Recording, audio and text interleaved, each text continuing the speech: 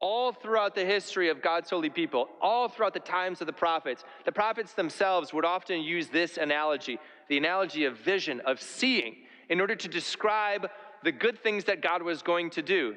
You just literally heard it in the first reading. Were you paying attention? Did you hear it? These words just kind of flow over us, but what are they saying? What are the actual words? Look, Isaiah says to Jerusalem, see. Darkness covers the earth and thick clouds cover the peoples. But see, upon you the Lord shines. Over you appears God's glory. Nations shall walk by your light. Nations and kings shall walk by your shining radiance. Raise your eyes and look about. They all gather and come to you.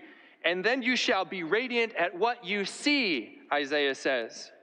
And because of what you see, your heart shall throb and overflow. For the riches of the sea shall be emptied out before you. The wealth of the nations shall be brought to you.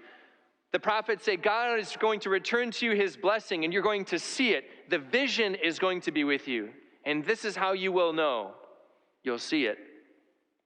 The entire premise of the story of Epiphany depends upon seeing. The three magi would never have made the journey, the trip to Jerusalem and then to Bethlehem, if they did not first literally look up into the sky and notice by looking into the sky that a new star was rising that was heralding a newborn king.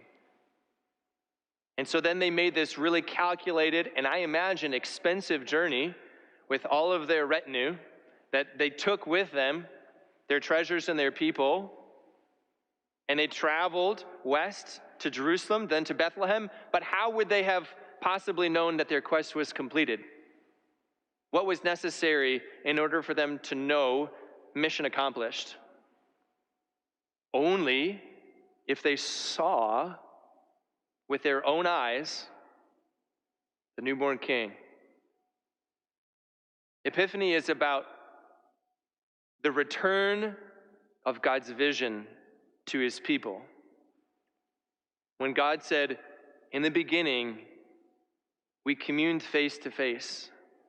And when I return my blessing to you, I am going to again show you my face.